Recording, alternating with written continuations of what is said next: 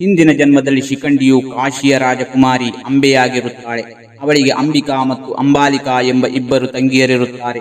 ಕಾಶಿ ರಾಜನು ತನ್ನ 3 ಹೆಣ್ಣು ಮಕ್ಕಳಿಗೆ ಸ್ವಯಂವರವನ್ನು ಏರ್ಪಡಿಸಿದಾಗ ಭೀಷ್ಮನು ತನ್ನ ಮಲತಮ್ಮನಾದ ವಿಚಿತ್ರ ವೀರ್ಯನಿಗೆ ವಧುಗಳನ್ನು ತರುವ ಉದ್ದೇಶದಿಂದ 3ರನ್ನು ಬಲವಂತವಾಗಿ ಅಪಹರಿಸಿಕೊಂಡು ಹಸ್ತಿನಾಪುರಕ್ಕೆ ಬರುತ್ತಾನೆ. ಆದರೆ ಅಂಬೆಯು ಅದಾಗಲೇ ಶಾಲ್ವ ಎಂಬ ರಾಜನನ್ನು ಪ್ರೀತಿಸುತ್ತಿರುತ್ತಾಳೆ. ಇದನ್ನು ತಿಳಿದ ಭೀಷ್ಮನು ಅವಳನ್ನು ಗೌರವದಿಂದ ಶಾಲ್ವನ ಬಳಿಗೆ ಕಳುಹಿಸುತ್ತಾನೆ. ಆದರೆ ಶಾಲ್ವನು ಭೀಷ್ಮನಿಂದ ಅಪಹರಿಸಲ್ಪಟ್ಟ ನಿನ್ನನ್ನು ನಾನು ಸ್ವೀಕರಿಸುವುದಿಲ್ಲ ಎಂದು ಅವಳನ್ನು ತಿರಸ್ಕರಿಸುತ್ತಾನೆ. ಕಂಗಾಲಾದ ಅಂಬೆ ಮರಳಿ ಭೀಷ್ಮನ ಬಳಿ ಬಂದು ತನ್ನನ್ನು ವಿವಾಹವಾಗುವಂತೆ ಕೇಳಿಕೊಳ್ಳುತ್ತಾಳೆ. ಆದರೆ ತಾನು ಅಜನ್ಮ ಬ್ರಹ್ಮಚರ್ಯವನ್ನು ಪಾಲಿಸುವ ಶಪಥ ಮಾಡಿರುವುದರಿಂದ ಭೀಷ್ಮನು ಅದಕ್ಕೆ ಒಪ್ಪುವುದಿಲ್ಲ. ತನ್ನ ಬದುಕಿನ ಈ ದುಸ್ಥಿತಿಗೆ ಭೀಷ್ಮನೇ ಕಾರಣ ಎಂದು ಭಾವಿಸಿದ ಅಂಬೆಯು ಭೀಷ್ಮನನ್ನು ಕೊಲ್ಲುವ ಪ್ರತಿಜ್ಞೆ ಮಾಡುತ್ತಾಳೆ. ಅವಳು ಭೀಷ್ಮನ ಗುರು ಪರಶುರಾಮರ ಮೊರೆ ಹೋಗುತ್ತಾಳೆ. ಪರಶುರಾಮ ಮತ್ತು ಭೀಷ್ಮರ ನಡುವೆ ಘೋರ ಯುದ್ಧ ನಡೆದರೂ ಯಾರೂ ಗೆಲ್ಲುವುದಿಲ್ಲ. ಕೊನೆಗೆ ಅಂಬೆಯು ಪರಶಿವನನ್ನು ಕುರಿತು ಘೋರ ತಪಸ್ಸು ಮಾಡಿ ಮುಂದಿನ ಜನ್ಮದಲ್ಲಿ ನಾನೇ ಭೀಷ್ಮನ ಸಾವಿಗೆ ಕಾರಣನಾಗಬೇಕು ಎಂಬ ವರವನ್ನು ಪಡೆಯುತ್ತಾಳೆ.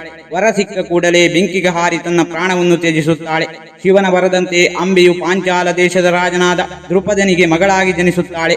ಅವಳೇ ಶಿಖಂಡಿನಿ.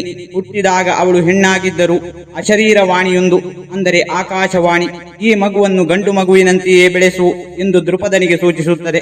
ಅದರಂತೆ ದೃಪದನು ಅವಳನ್ನು ಗಂಡು ಮಗುವಿನಂತೆ ಬೆಳೆಸುತ್ತಾನೆ. ಅವಳಿಗೆ ಎಲ್ಲಾ ರೀತಿಯ ಯುದ್ಧ ಕಲೆಗಳನ್ನು ಮತ್ತು ಶಸ್ತ್ರಾಸ್ತ್ರ ವಿದ್ಯೆಗಳನ್ನು ಕಲಿಸಲಾಗುತ್ತದೆ. ಶಿಖಂಡಿನಿಗೆ ವಿವಾಹದ ವಯಸ್ಸಿಗೆ ಬಂದಾಗ ದೃಪದನು ದಶಾರ್ಣ ದೇಶದ ರಾಜ ಹಿರಣ್ಯವರ್ಮನ ಮಗಳೊಂದಿಗೆ ಅವಳ ವಿವಾಹವನ್ನು ಮಾಡಿಸುತ್ತಾನೆ. ಮದುವೆಯಾದ ಮೇಲೆಯೇ ರಾಜಕುಮಾರಿಗೆ ತಾನು ಮದುವೆಯಾಗಿರುವುದು ಗಂಡಸನ್ನಲ್ಲ ಹೆಂಗಸನ್ನು ಎಂಬ ಸತ್ಯ ತಿಳಿಯುತ್ತದೆ.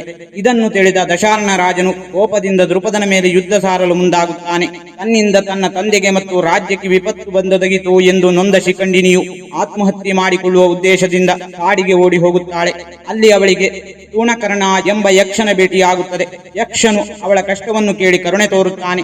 ಅವರಿಬ್ಬರ ನಡುವೆ ಒಂದು ಒಪ್ಪಂದವಾಗುತ್ತದೆ. ಯಕ್ಷನು ತನ್ನ ಗಂಡುತನವನ್ನು, ಅಂದರೆ ಪುರುಷತ್ವವನ್ನು ಶಿಖಂಡಿನಿಗೆ ನೀಡಿ ಅವಳ ಹೆಣ್ಣುತನವನ್ನು ತಾನು ತಾತ್ಕಾಲಿಕವಾಗಿ ಪಡೆದುಕೊಳ್ಳುತ್ತಾನೆ. ಪುರುಷನಾಗಿ ಬದಲಾದ ಶಿಖಂಡಿಯು ಹಿಂತಿರುಗಿ ಬಂದು ತಾನು ಗಂಡಸೆಂದು ಸಾಬೀತುಪಡಿಸುತ್ತಾನೆ. ಇದರಿಂದ ಯುದ್ಧ ತಪ್ಪುತ್ತದೆ. ಇತ್ತ ಯಕ್ಷನೊಡೆಯನಾದ ಕುಬೇರನಿಗೆ ತೂಣಕರ್ಣನು ಹೆಣ್ಣಾಗಿ ಬದಲಾದ ವಿಷಯ ತಿಳಿದು ಕೋಪಗೊಂಡು ಶಿಖಂಡಿಯು ಬದುಕಿರುವವರೆಗೂ ನೀನು ಹೆಣ್ಣಾಗಿಯೇ ಇರಬೇಕು ಎಂದು ಶಾಪ ನೀಡುತ್ತಾನೆ. ಹೀಗಾಗಿ ಶಿಖಂಡಿಯ ಲಿಂಗ ಬದಲಾವಣೆಯು ಆತನ ಜೀವಿತಾವಧಿಯವರೆಗೆ ಶಾಶ್ವತವಾಗಿರುತ್ತದೆ. ಕುರುಕ್ಷೇತ್ರ ಯುದ್ಧದಲ್ಲಿ ಶಿಖಂಡಿಯು ಪಾಂಡವರ ಪರವಾಗಿ ಹೋರಾಡುತ್ತಾನೆ. ಯುದ್ಧದ 10ನೇ ದಿನ ಕೌರವರ ಸೇನಾಧಿಪತಿಯಾಗಿದ್ದ ಭೀಷ್ಮ ಪಿತಾಮಹನು ಪಾಂಡವ ಸೇನೆಯನ್ನು ಸರ್ವನಾಶ ಮಾಡುತ್ತಿರುತ್ತಾನೆ. ಭೀಷ್ಮನನ್ನು ಸೋಲಿಸದೆ ಯುದ್ಧ ಗೆಲ್ಲುವುದು ಅಸಾಧ್ಯ ಎಂದು ಅರಿತ ಕೃಷ್ಣನು ಭೀಷ್ಮನ ಸಾವಿನ ರಹಸ್ಯವನ್ನು ಬಳಸಿಕೊಳ್ಳಲು ನಿರ್ಧರಿಸುತ್ತಾನೆ. ಭೀಷ್ಮನಿಗೆ ಶಿಖಂಡಿಯ ಹಿಂದಿನ ಜನ್ಮದ, ಅಂದರೆ ಅಂಬೆಯ ಕತೆ ತಿಳಿದಿರುತ್ತದೆ.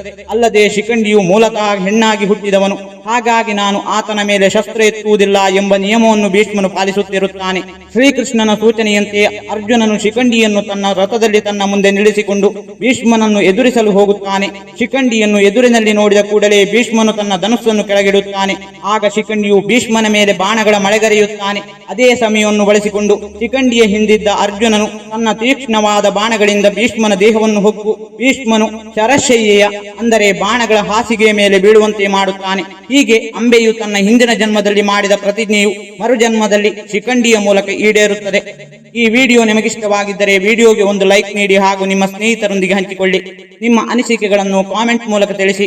ನೀವಿನ್ನೂ ನಮ್ಮ ಚಾನೆಲ್ ಅನ್ನು ಸಬ್ಸ್ಕ್ರೈಬ್ ಮಾಡಿಕೊಂಡಿಲ್ಲವೆಂದರೆ ಸಬ್ಸ್ಕ್ರೈಬ್ ಮಾಡಿಕೊಳ್ಳಿ. ವಿಡಿಯೋ ನೋಡಿದ್ದಕ್ಕೆ ಧನ್ಯವಾದಗಳು.